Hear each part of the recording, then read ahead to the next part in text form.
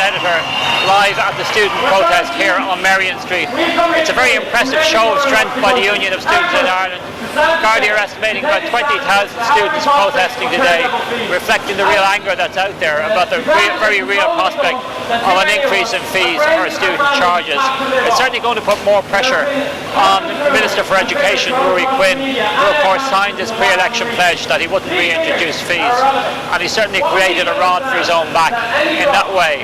What's likely to happen? I think there's probably three options here. We're either going to see the return of old-fashioned fees of about €5,000 or so per year. We could see a loan or possibly a graduate tax. And the third and most likely option, I think, is an increase in student contribution charge, which is already €2,000. There's some talk of a staggered increase, perhaps up to 3,500 over the next few years. But certainly this will put the pressure on Ruairí Quinn, and he's feeling that pressure not just from students, but particularly from the Labour grassroots.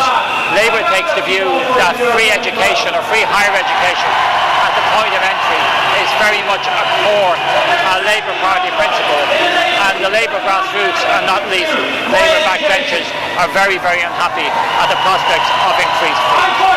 Of course, the other question is who is actually going to pay for higher education, because the other pressure bearing down on Ruairí Quinn is the fact that our higher education system is really facing a very serious funding crisis. And we've already seen the impact of this, because the rankings of our Irish universities have been sliding in recent years, which is very bad for us in terms of our international reputation in education.